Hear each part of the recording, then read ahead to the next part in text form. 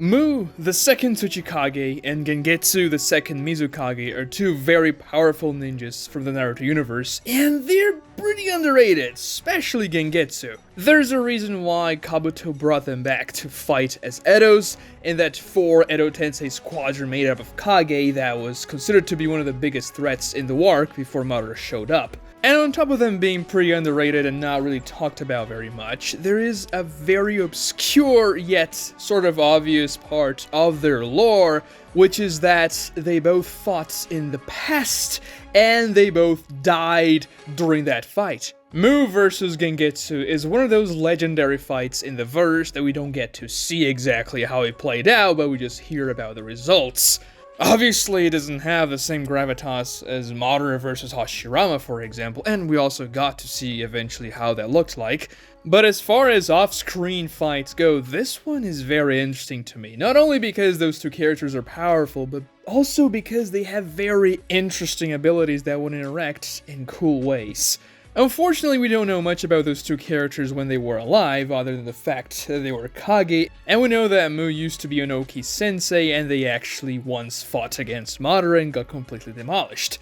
But fortunately for us, we know about their demise because that's one of the first things they talk about when they are brought back by Edo Tensei. They're talking about the past, and Mu essentially says, "Oh yeah, I killed you in that fight we had," and Gengetsu gets pissed and says, "No, I was the one who killed you."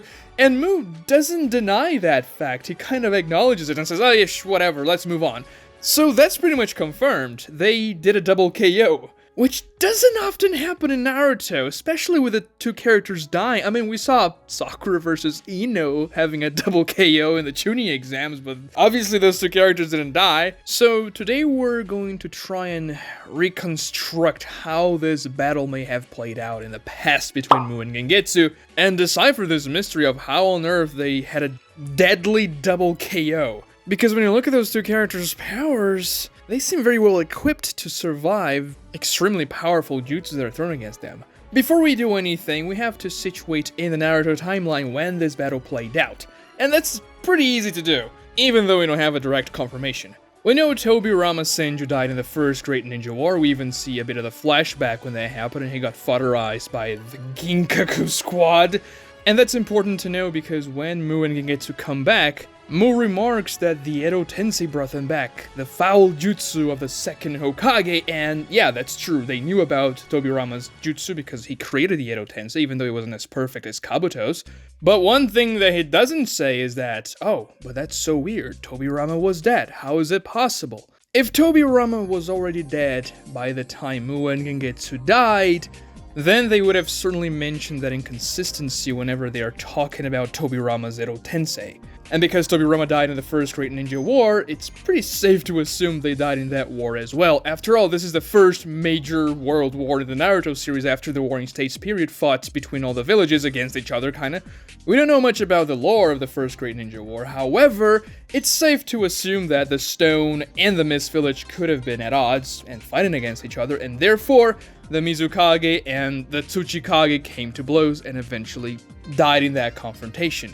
Now, two Kage facing each other in the middle of a great war may seem a little far-fetched because they're leading the village, what the hell are they doing in the war? But we see Tobirama literally fighting in the war. And in the third Great Ninja War, we see Minato fighting the future fourth right Kage, and obviously they weren't Kage at that point, but they eventually become Kage, so it's not too far-fetched to think that two Kage would fight each other in the first Great Ninja War, especially considering that that war was probably the one where the Kages were participating the most, because that war killed so many Kage. Every single Kage from the first generation died in that war. Even though we don't know how Hashirama died, and that's kind of a big mystery in the Naruto series. And at least 3 Kage of the second generation died in that war as well, with Gengetsu, Mu, and Tobirama, so that was just a bloodbath. And you also have to think about, if the Mist Village is fighting the Stone Village, wherever it is, because to be fair, the Mist Village is really far away from the Stone Village, I don't know where they would be fighting, because the Mist Village is on the other side of the continent, off into the ocean. But regardless, if one Kage is in the battlefield and he hears that the other Kage, the enemy Kage, is in the battlefield as well, he's probably gonna chase after him not only to protect his fellow ninjas, because, well, a Kage is really powerful, and you are really powerful because you're a Kage, so if you face the powerful threat, they're probably going to be safe, but also to try and eliminate the enemy Kage to get a massive advantage in the war, and also to bolster the morale of your troops. So it's easy to understand why they would face each other in the First Great Ninja War, this terrible conflict that we don't know much about, and apparently it was a free-for-all between the 5 major nations. So how would the fight play out exactly?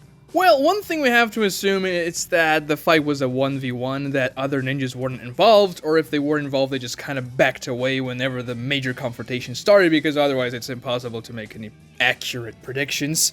And also because Mu and Gengetsu said they killed the other, it means that they were the main participant at least. Now the first thing we learn about Mu is that he is the Null Man, an undetectable ninja. Stealthier than anybody. I mean, he literally becomes invisible with his jutsu, and he can very well erase his chakra signature. Now, that doesn't mean he is completely undetectable, because Gaara detects him by using the sand and his footprints, which is kind of dumb, because why wouldn't Mu just fly when he was walking towards the Alliance? Like, Gaara wouldn't have noticed you if you weren't walking on the sand, whatever. So it would be difficult for Gengetsu to locate Mu, or even to catch him by surprise. It's much more likely that Mu would catch Gengetsu by surprise. But the thing is, once you know Mu is around, sure, he can become invisible, but once you're aware of him, you can be on your guard.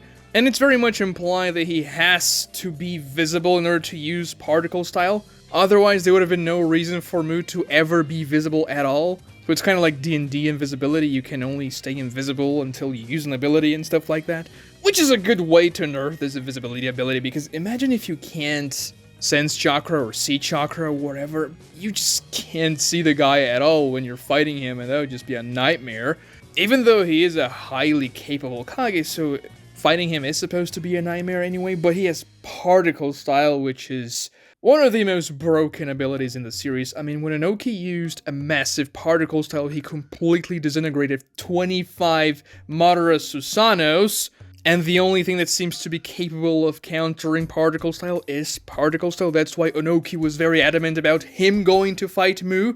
Otherwise, nobody would be able to beat particle style, which is a KK Tota, the combination of 3 different nature transformations.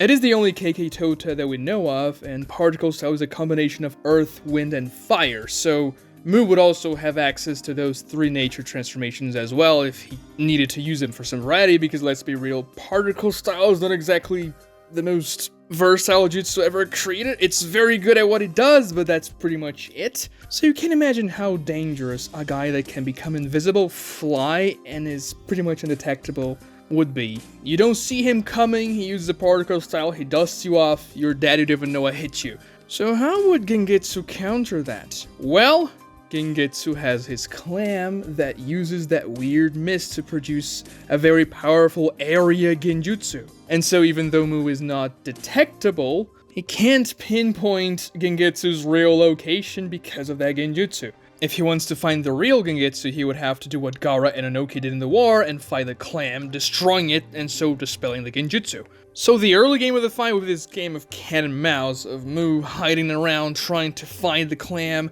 Gengetsu trying to use his Genjutsu to confuse Mu and trying to get an advantage. And yes, this is a point of the fight where any of the two could retreat if they feel the need to, if they don't feel prepared to face the opponent, because technically they're not really fighting it, they're trying to scout for each other. But obviously we know how the fight ends, so the fight didn't end here. What likely happened was that Mu found the Clam and used his particle style or some other jutsu to destroy it, revealing himself in the process. And just like after Inoki and Gaara destroy the Clam, the real confrontation against Gengetsu starts. Now you may say, well, but how did Mu just didn't destroy Gengetsu completely? He has particle style, it's just one of the most broken abilities in the series. And the thing is, Gengetsu is also extremely broken because, first and foremost, he is a member of the Hozuki Clan and he has access to the Hydrification jutsu. He can turn his body into water when he is hit by essentially any attack. His weakness seems to be lightning style, and Mu wouldn't have lightning style, at least from the particle style combinations. Earth, wind, and fire wouldn't do anything to Gengetsu. He would simply turn into water and his body would regenerate just like Suigetsu does several times in the series. However, one could argue that the interaction between particle style and the water body of the second Mizukage would be that particle style would completely erase the molecules of water, even though the body wants to change to water, it doesn't have a chance because they are completely dismantled. However, and this is gonna get extremely granular, but the reason why I think Gengetsu can shrug off particle style with his hydrification jutsu is because particle style is said to dismantle whatever it hits to a molecular level.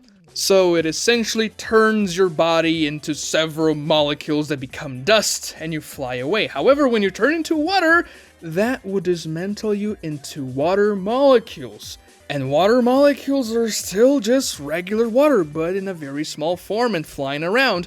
But if Gengetsu is still water, his body can coalesce back and he can quote-unquote regenerate from a particle style hit.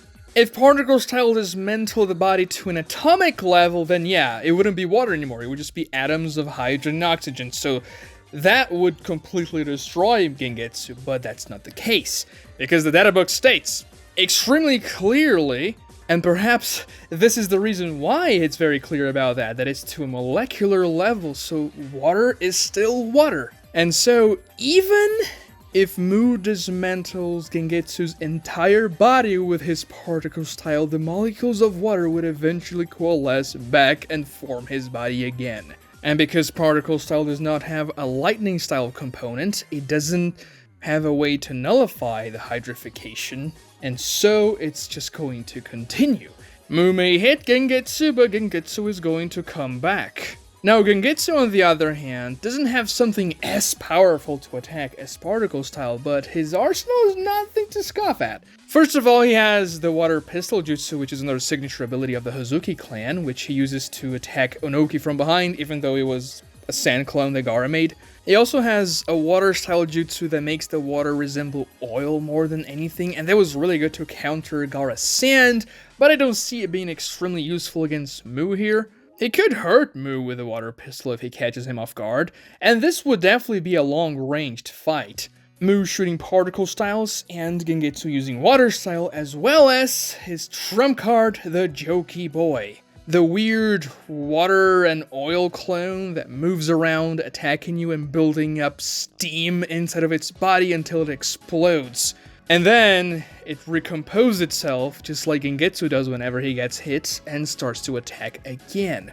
Now, obviously, Mu could use his particle style to destroy the Jockey Boy, but the Jockey Boy would reform, just like Gengetsu does. After all, it reforms after it turns into this ball of steam, and steam is pretty much water particles everywhere, so particle style is not going to do much about that when it comes to dismantling the jutsu, so it's essentially the infinite Jockey Boy going after Mu and Mu trying to run Gengetsu out of Chakra because that's the only way he can kill him, because if he doesn't have Chakra, then Gengetsu cannot turn into water, and that's Mu's only chance. Now, we don't know exactly how much Chakra Mu and Gengetsu had, but they definitely didn't have as much Chakra as someone like Nagato or Madara or Hashirama or even like Tobirama, I would say. And we know particle style spent a lot of Chakra. There's several times when Onoki says, "Oh my god, I'm running out of Chakra. Oh, I can't use particle style because I don't have Chakra." So once Mu understands he cannot kill Gengetsu outright with his particle style, if he just keeps on using it against Gengetsu, and Gengetsu simply shrugs it off by using the hydrification jutsu, Mu would be in a complete Chakra disadvantage here, because we know the hydrification jutsu does not consume a lot of Chakra. Suigetsu uses that time and time again very casually, and when he is sparring against Kisame and notices he doesn't have much Chakra anymore, he even remarks, "Wait, what? I barely used anything," even though the only thing he had used was the hydrification jutsu, but it was because Kisame was draining his Chakra with Samehada. So we just know that the Chakra disadvantage here will be massive. Mu would be spending a lot of Chakra to use the particle style jutsu, which is a KK Tota. Yeah, it makes sense why he spends so much Chakra, but The problem is that Gengetsu has a hard counter for it. So what's much more likely is that Mu used the first particle style, saw it didn't work, and then resorted to using more basic element style ninjutsu like earth style or even fire and wind style, which he has access to. Using earth walls to block the Jockey Boy and attacking Gengetsu from far away as well with the more basic ninjutsu in his arsenal. Until he notices that Gengetsu is running dangerously low on chakra, but at this point, Mu is also running dangerously low on chakra, and the Jockey Boy is still after him because it doesn't stop. That's the major problem with the Jockey Boy. It just keeps on exploding. This fight has everything to last for a day and be one of those massive fights that people talk about in Legend. Because you see the predicament here. Mu is very much at a disadvantage if his particle style does not work against the Hydrification jutsu, which, by all logic, it shouldn't. But we know how the fight ends, so eventually, Gengetsu runs out of chakra. But at the same time, he uses one of those sticky water style jutsus to pin Mu into place, immobilizing him. And Mu aims a particle style at Gengetsu, who can no longer use the Hydrification jutsu, or perhaps even another powerful elemental jutsu. At the same time, the Jockey Boy is rushing down Mu, who is unable to move because of the water style. The Jockey Boy explodes, Gengetsu gets hit, and the two fighters die at the same time. Because it had to have been at the same time. Both fighters know they were killed by the other, and they also know they killed the other. I was initially thinking that maybe Mu just killed Gengetsu first, and then the Jockey Boy just continued going and killed Mu afterwards, but Gengetsu knows that he killed Mu, or maybe he just assumed and Mu just kind of agreed, which I guess could have happened, but it's more iconic and cinematic if they both die at the same time. I don't see another way the double KO could have happened, because if the particle style worked against Hydrification jutsu and just killed Gengetsu outright, then the fight wouldn't have been a double KO, obviously. And because Mu can hide so well and become invisible, he could use hit and run tactics, trying to attack Gengetsu from all sides, not letting Gengetsu know where he is so that he isn't pinned by one of Gengetsu's ninjutsus. And also, it would be very helpful to hide from the Jockey Boy as it keeps on exploding, but eventually they are both running out of chakra, and the final moment of the fight happens when they both strike each other. Now, the reason why I mentioned Mu wouldn't use particle style to kill Gengetsu is that Gengetsu is obviously brought back via Edo Tensei, and if he was completely wiped out by particle style, I find it highly unlikely that Kabuto would be able to collect his DNA to use the Edo Tensei jutsu on him. If he were turned into dust, whoa, how is he going to get your DNA? Unless Gengetsu left pieces of his DNA behind before he died. Particle style probably wasn't involved with his death. It was probably another type of elemental jutsu which left a corpse behind, which was collected by the Mist Village or whoever else and buried somewhere where Kabuto could get the DNA from. This fight would have been very neat to see. Imagine if Kishimoto did a one-shot about this fight one day like he did about Minato. I mean, there's so many things it could do a one-shot off, but this is just another one of them that sounds really cool. But how do you think this fight played out? Because it could have been different, I don't know. If you have a different idea, leave it in the comments. Subscribe if you haven't already, and definitely like the video if you enjoyed it. It helps me out a lot. Ring those notifications so we know when the videos come out. And thank you so much for watching.